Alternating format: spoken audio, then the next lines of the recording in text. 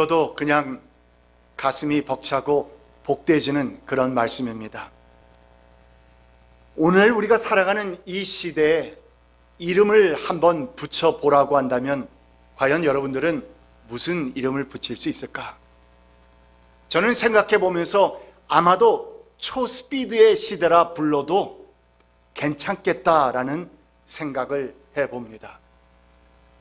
모든 기별을 편지로 주고받던 그 시절에는 우리가 한번 편지를 보내고 다시 답변을 받는 그때가 한 일주일 정도는 적어도 걸렸던 것 같고, 사진을 찍으면은 현상대에 나오기까지도, 그래서 그 사진을 볼 수 있는 그때까지도 적어도 며칠씩은 걸렸던 것 같습니다.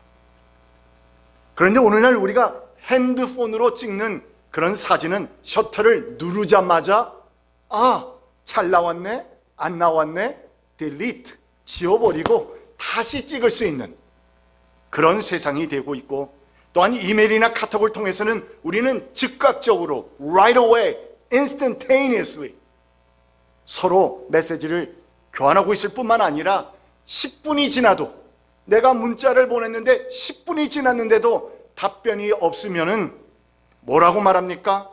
사람들은 생각할 때 읽고도 나를 무시했네? 또는 요즘 아이들의 말로 씹었네? 이렇게 판단해버리는 초스피드의 시대 속에 살아가고 있다는 것입니다. 이처럼 우리의 생활을 좀 더 훨씬 더 편하고 더 빨리 해결할 수 있도록 만들어주는 인터넷, 스마트폰, 그리고 온갖 과학기술 등으로 인해서 우리가 현재 살아가는 이 시대는 과연 누가 먼저, 누가 더 빨리 하느냐에 따라서 성패가 바뀌어버리는, 갈라져버리는 그러한 속도가 곧 경쟁력인 시대 속에 살아간다 해도 과언이 아니라는 것입니다. 그런 가운데서 여러분, 이처럼 초스피드 시대 속에 살아가는 우리들에게 오늘 본문 말씀 가운데 나타나신 하나님께서는 very interestingly, 매우 흥미롭게도 느릿느릿하게 걸으시고 천천히 일하시는 하나님으로 비춰지고 있다는 사실입니다. 당신들이 광야를 지나온 몇 년 동안, 40년 동안 주 당신들의 하나님이 당신들을 어떻게 인도하셨는지를 기억하십시오. 그렇게 오랫동안 당신들을 광야에 머물게 하신 것은 당신들을 단련시키고 시험하셔서 당신들이 하나님의 계명을 지키는지 안 지키는지 당신들의 마음속을 알아보려는 것이었습니다.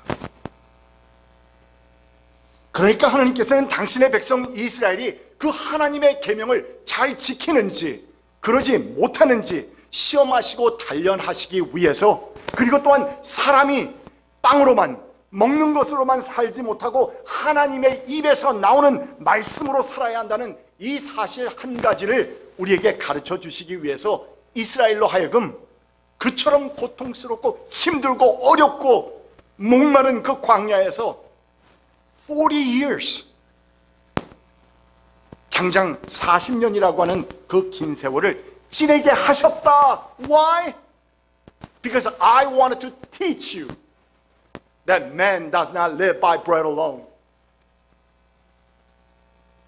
이것은 사람이 먹는 거로만 사는 것이 아니라 주님의 입에서 나오는 모든 말씀으로 산다는 것을 당신들에게 알려주시려는 것이었습니다. 그렇다면 사람이 먹는 것으로만은 살지 못하고 하나님의 계명, 하나님의 말씀, 주님께서 주시는 그 말씀을 따라 살아야 하나님께서 원래 우리를 위해서 계획하시고 또한 디자인하신 복된 삶을 살 수 있다고 하는 이 간단한 한 가지 교훈을 우리에게 가르쳐 주시기 위해서 하나님께서는 긴 40년이라고 하는 세월을, 그 긴 세월을 기획하셨다는 것인데, 이는 참으로 인내가 많으시고 천천히 슬로우하게 일하시는 그 하나님이라는 생각과 함께 우리에게는 이 한 가지의 교훈이 우리 하나님께 얼만큼 중요했으면 얼마나 중요했으면 하나님께서 그 같은 긴 세월을 기획하시면서까지 그들을 광야에 머물게 하셨을까 하는 생각을 하게 됩니다. 이 진리의 교훈을 보게 되면 예수 그리스도의 복음 핵심 메시지와 직결되는 그런 말씀인 것을 우리가 보게 되는데, 인간의 참 행복이라는 것은 빵과 밥이 상징하고 있는 우리의 육신적인 그런 세상을 초월하는, 트랜센드하는 그런 또 다른 차원의 그 무엇인가가 있다는 사실을 의미하는 것이고, 그래서 우리 인간은 바로 또 다른 차원, 그 또 다른 차원인 영적인 세상을 우리가 체험할 때야만이 우리는 비로소 What is happiness? 행복이 무엇인지를 발견할 수 있게 된다는 것입니다. 그래서 우리는 바로 이 같은 spiritual being, 영적인 존재로 창조되었다는 것인데, 이 하나의 교훈의 말씀이 얼마나 중요했던지 여러분 아주 의미심장하게도 예수님께서 3년 동안 공생애를 시작하기 바로 직전에 글쎄 사탄이 예수님께서 광야에서 40일을 굶주시는 그 직후에 나타나서 가장 먼저 던졌던 그 시험이 바로 무엇에 대한 시험이었다? 빵과 떡에 대한, 그런 먹고 사는 것에 대한 시험이었다는 사실을 우리는 잘 압니다. If you are the Son of God, if you are the Son of God, tell these stones to become bread. 네가 하나님의 아들이거든 이 돌들에게 빵이 되라고 말해 보아라. 이때 예수님께서 어떻게 하셨습니까? 우리가 잘 아는 대로 구약의 말씀으로 그 사탄의 유혹을 물리치셨는데, 그 인용 구절이 무엇이었습니까? 그러니까 사탄이 그렇게 시험했을 때 예수님께서는 구약에 있는 성경 말씀을 가지고 방어하시고 또한 선포하셨는데, 그 인용 구절이 바로 우리가 읽은 오늘 본문 3절입니다. 마태복음 4장 4절은 이렇게 말합니다. It is written, it is written, man does not live on bread alone, but on every word that comes from the mouth of God. 예수께서 대답하셨다. 성경에 기록하기를 사람이 빵으로만 살 것이 아니라 하나님의 입에서 나오는 모든 말씀으로 살 것이다 하였다. 어디에서? 우리가 오늘 읽은 신명기 8장 3절 말씀에서 인용해서 저 말씀을 하셨다는 것입니다. 여러분, 이렇게도 짧지만 그러나 또 이렇게도 중요한 진리의 교훈 한 가지를 당신의 백성에게 가르치시기 위해서 하나님께서는 천천히 그리고 느릿느릿하게 함께 걸어주시면서 40년을 인내하셨다는 것인데, 그렇다면 마찬가지로 우리를 정말 지극히도 사랑하시는 하나님은 빛이 있으라 하시면 있을 수밖에 없는 그 놀라운 능력의 하나님, 그 빠른 빛을 창조하셨던, 빛보다도 더 빨리 움직이시는 놀라우신 창조주 하나님이심에도 불구하고 당신의 자녀들에게 이 생명과 축복과 또한 행복에 관한 중요한 교훈들을 가르쳐 주시기 위해서는 당신의 그 모든 놀라우신 능력과 또한 당신의 모든 그 스피드를, 속도를 다 낮추셔서 우리 인간이 이해하고 수용하고 받아들일 수 있는 그 적정한 속도에 맞추셔서 우리와 천천히 함께 걸어주신다는 것입니다. 할렐루야. 여러분, 이것이 복음 아닙니까? 그 놀라우신 창조주 하나님께서 우리와 함께 그 스피드를 맞추시면서, 속도를 맞춰주시면서 천천히 걸어주시면서 우리에게 대화하시고 또한 우리의 말을 들어주시고 또한 우리에게 그 귀한 영적 교훈 한 가지를 마음에 새겨주시기 위해서 우리와 함께 걸어주신다. If this is not the gospel, good news, what is? 이것이 복음이 아니면 무엇이겠느냐 말이에요.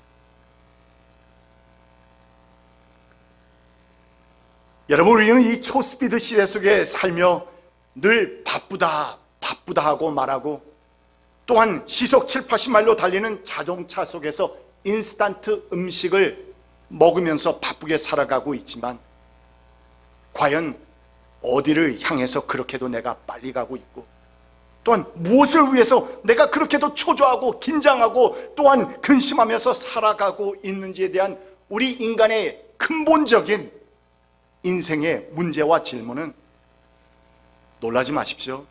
그 빠른 스피드, 그 빠른 인생의 속도 가운데서는 결코 풀리지 않는 인생의 과제로 여전히 남아있을 수밖에 없다는 것입니다. 그때는 we cannot understand it. 너무 빨라서 그 사체를, 그 물체를 우리는 이해할 수 없습니다. 그 사건을 이해할 수 없습니다. 왜 이 같은 일이 일어났는지, 왜 저 같은 일이 일어났는지, 왜 내 인생에서 이렇게 아프고 고통스럽고 어려운 것인지, 그런 가운데서 나는 이 인생의 속도에 맞춰서 빨리빨리 갈 수밖에 없는 이 시대를 살아가다 보면 우리는 아무것도 이해하지 못하고 아무것도 깨닫지 못한 채 그냥 그럭저럭 살고 있는 존재가 되어버리는 것입니다. 바로 이 같은 사실 때문에 출애굽하여서 약속의 땅으로 향하고 있던 이스라엘의 그 급하고도 급한 발걸음의 속도를 낮추시고, 사실 걸어서 2, 3개월이면 충분했던 640km. 그래서 제가 640km가 어느 정도 될까, 우리 교인들이 어느 정도 말하면 대강 알아들을까 나름대로 생각해 보면서, 왕복이니까 한 320 정도가 이게 편도겠죠. 한쪽으로 가는 것이 320km다. 그래서 급하게 생각이 들어서 서울에서 부산 거리 딱 구글링을 해봤더니 318인가? 뭐 이 정도 나오더라고요. That is good. 그래서 우리가 보면은 걸어서 2, 3개월이면 충분했던 이 640km 서울에서 부산까지의 왕복거리 정도 되는 비교적으로 짧은 거리를 40년이라고 하는 그 길고도 긴 여정으로 하나님께서는 늦추시면서까지 당신의 그 귀한 교훈을 확실하게, 부산이니까 확실하게, 또한 끝까지 가르치시려고 하셨던 것입니다. 여러분이 이 세상의 다른 모든 것들은 더 빨리 그리고 더 먼저 가는 것이 성공일 수도 있겠지만, 그러나 신앙에서 있어서만큼은 결코 그렇지 않다는 사실을 우리는 오늘 마음에 새겨야 합니다. It is not so. 많은 경우 신앙에는 결코 지름길이 없다는 것이고, 또한 우리가 급히 달려가던 7, 80마일의 그 속도를 늦추어서 천천히 걸어가는 그런 속도에 이를 때야 비로소 하나님의 음성이 들려오기 시작합니다. 또한 하나님에 대한 명상이 생겨나기 시작합니다. 자기 인생을 뒤돌아보게 되고, 또한 진리에 대한 참 깨달음이 바로 그 느릿느릿한 걸어가는 속도에서 생겨날 수 있다는 것입니다.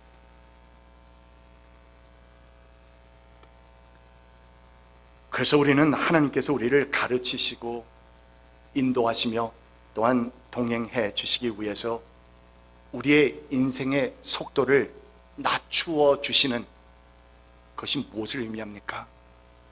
내가 빨리 가야 하는데, 무엇인가 빨리 해야 하는데 나에게 병을 줍니다.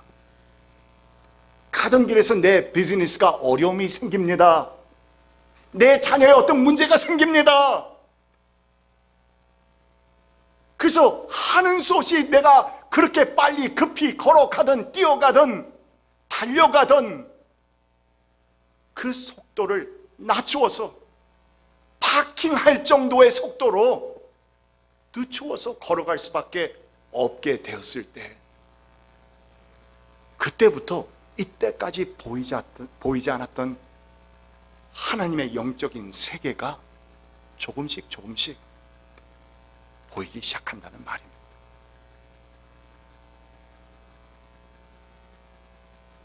그래서 우리는 하나님께서 그같이 우리의 인생의 속도를 낮추어 주시는 그 경험을 하게 될 때에 그것은 우리에게 성공을 가로막는 어떤 장애물로 여길 것이 아니라 오히려 하나님께서 우리에게 허락하시는 사랑과 은혜와 축복의 시간임을 깨닫고, 그래서 우리는 우리의 신앙의 영적인 눈을 뜰 수 있어야 하는 것입니다. 바로 이 같은 암흑에서 볼 때 마태복음 15장에 나오는 여러분 가나안 여인의 사건, 그 이야기 잘 아시죠?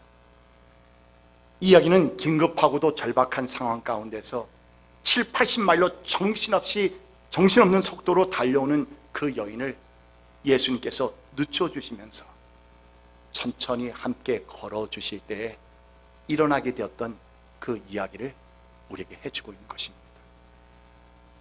주님, 우리에게 자비를 베풀어 주십시오. 나에게 자비를 베풀어 주십시오. 내 딸이 마귀에게 붙잡혀서 심히 큰 고통을 당하고 있습니다.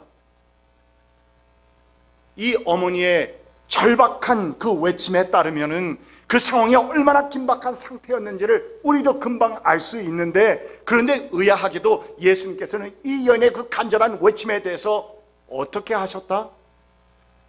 No answer, no reply, no response. 아무런 대답이 없으셨다는 것입니다.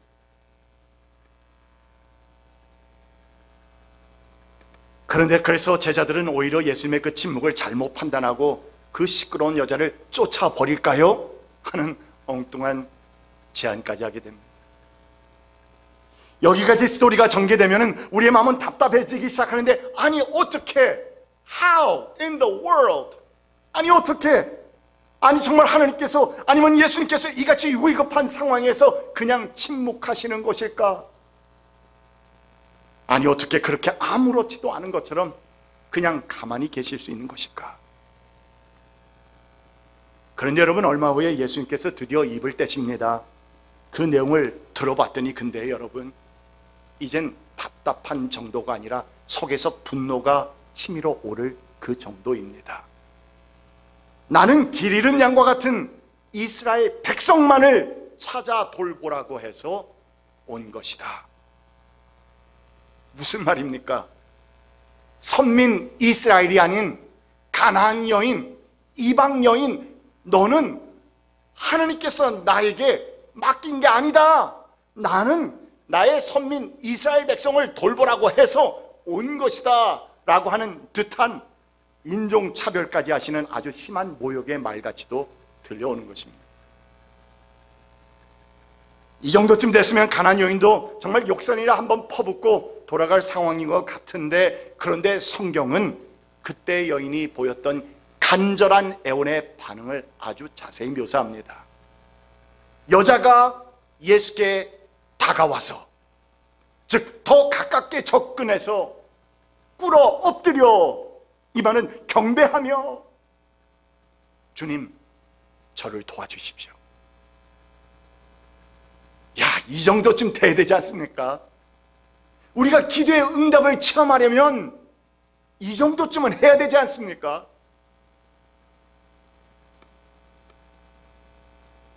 그런데 여러분, 이쯤 됐으면 예수님께서도 이제는 응답해 주실 때가 충분했다 여겨지는데, 그런데 그 다음에 예수님께서 하신 말씀은 누가 들어도 정말 해도 너무 하셨다,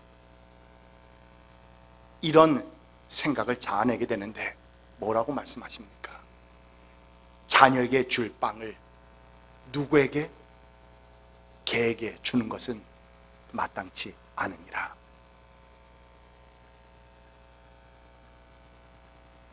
하나님의 선민 이스라엘 백성을 위해 있는 이 빵을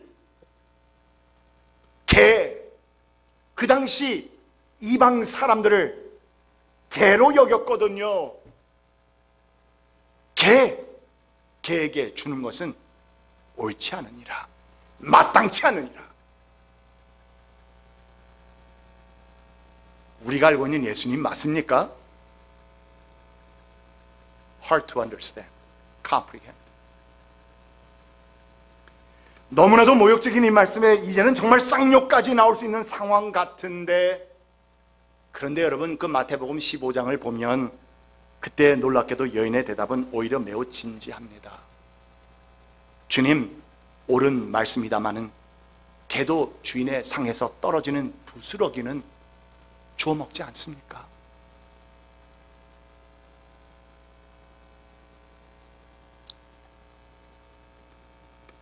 이 같은 여인의 대답과 함께 여러분 그제서야 비로소 예수님께서 얼굴이 밝아지시면서 말씀하십니다.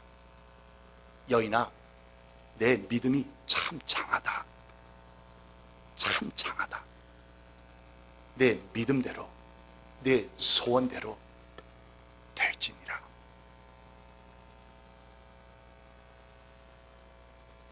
여러분, 이 가나안 여인의 이야기는 이야기 속에서 보여주시는 예수님의 그 느릿느릿한 모습과 언행들은 결코 무관심의 속도가 아닙니다. 예수님께서 그 여인을 향해서 I don't care 하시는 무관심의 속도가 아니라는 말입니다. 또는 저주의 속도도 아닙니다. 아니, 오히려 그것은 우리 인간이 도무지 이해할 수 없고 우리 인간으로서는 섭렵할 수 없는 창조주 되신 하나님의 그 심도 깊은 사랑의 속도인 것이고, 그녀의 신앙을 위한 교육, education, 그녀가 받을 수 있는, 수용할 수 있는 속도를 낮추신 교육의 속도였다는 것인데, 그처럼 천천히 진행되는 그 예수님과의 만남을 통해서 어찌하였든 내 딸을 살려야 한다는 한 여인의 아주 미시적이고 또한 좁은 생각과 그 마음과 안목이 점차적으로 그녀의 마음속에 그리스도에 대한, 구원주에 대한 신앙으로 조금씩 옮겨가고 있음을 우리는 발견합니다. 여러분, 이 말씀은 연약하고 제한된 우리 인간은 우리 스스로에게 무엇이 좋은 것이며 무엇이 더 필요한 것인지, 어느 때가 가장 시기 적절한 때인지 우리는 잘 알지 못하기에 땅에 그 딸의 병을 고치는 것만이 나에게는 전부 다 그것만이 내가 원하는 것이다 라고 생각으로 우리는 좁혀서 초점을 맞추게 되지만, 그러나 우리보다 훨씬 더 크게 보시고 훨씬 더 거시적으로 보시는 그 하나님께서는 여인의 고난과 어려움을 통해서 딸의 육신적인 병의 치유뿐만이 아니라 그 가나안 여인의 holistic healing, 온전하고도 완전한 구원을 허락하기를 원하신 것입니다.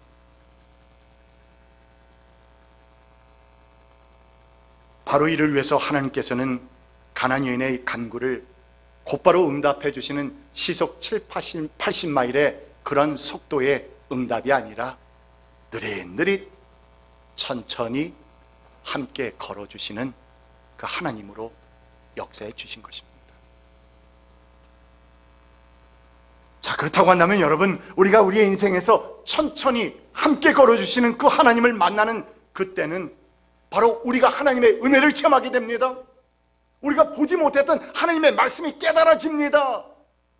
그 사건의 의미가 무엇이었는지 조금씩 마음에 와닿기 시작합니다.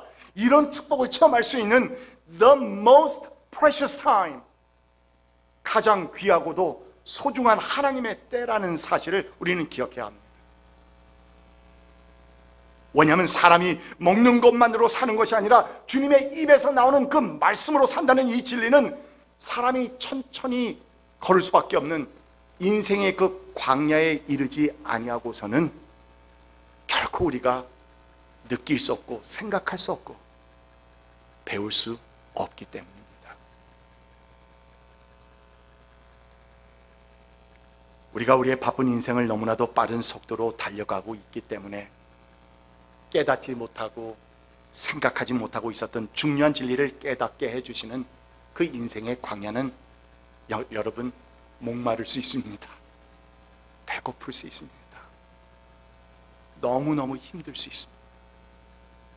그런 곳이기도 하지만, 그러나 아울러서 구름과 불기둥과 또한 바위에서 솟는 생수의 기적과 함께 정말 하늘에 나르는 메추라기가 땅에 떨어지는, 그리고 만나를 매일같이 먹는 그런 놀라신 하나님의 은혜와 축복을 체험할 수 있는 그런 장소가 된다는 사실을 잊지 맙시다.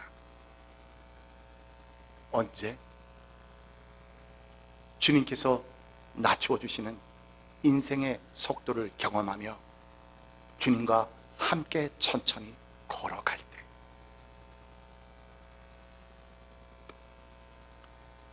제가 몇 번 언급한 적이 있는 헨리 누엔 박사는 미국 하버드 대학의 교수였고 20여 권의 베스트셀러 저자이기도 했고 또한 많은 학생들에게 존경을 받았던 학자였습니다.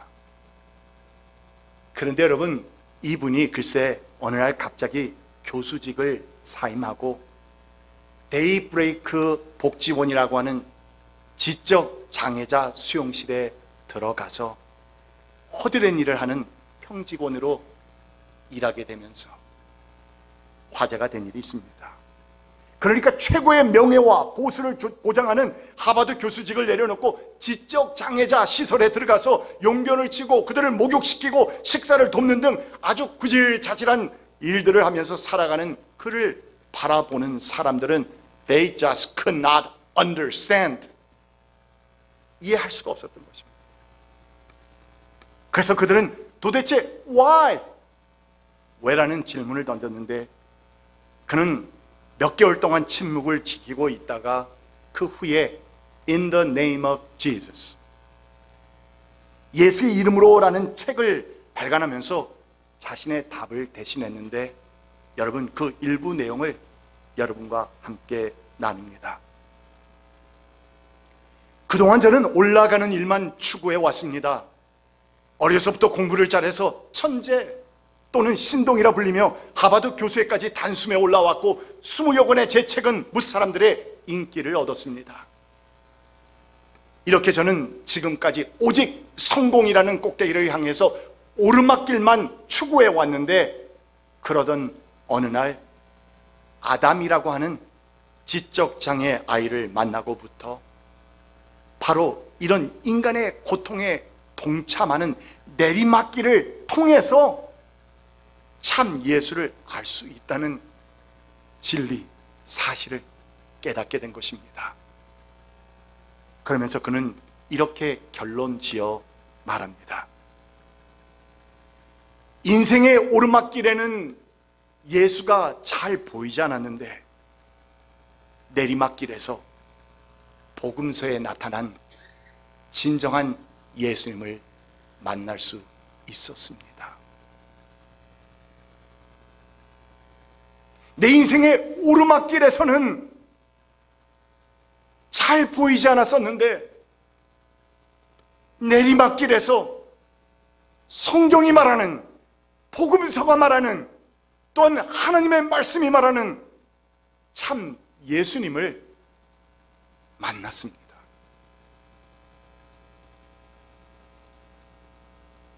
여러분, 성공과 성공만을 향해서 7, 80마일로 바삐 달려가며 계속 올라가고 있고 하던 모든 일들이 다 잘 되며 또한 그래서 인생에 아무런 근심, 걱정 없을 때에는 하나님이 잘 보이지 않는데 반면에 인간의 고통에 동참하는 내리막길을 통해서 그 속도를 늦추어서 낮추어서 천천히 걸어가며 나와 함께 동행하시고 walking alongside 함께 걸어주시는 그 하나님과 걸어가다 보니 바로 그때에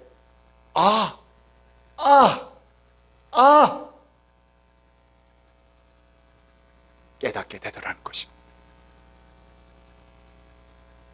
그렇다면 여러분, 저는 우리와 함께 천천히 걸어주시는 하나님을 만나는 경험을 통해서 우리 모든 선한 목자 성도들께서는 정말 우리 주님께서 함께 걸어주시면서 허락해 주시는 그 놀라우신 은혜와 능력과 축복, 위로 이 모든 아름다운 것들을 경험하게 되시는 여러분 되시기를 간절히 축원드립니다.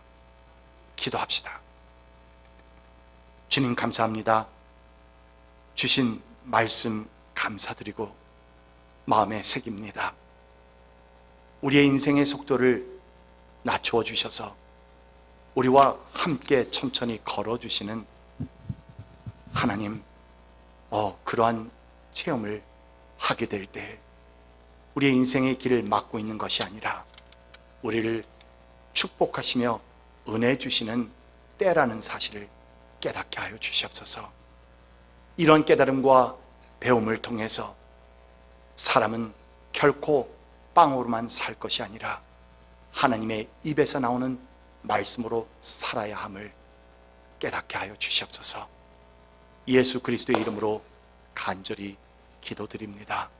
아멘.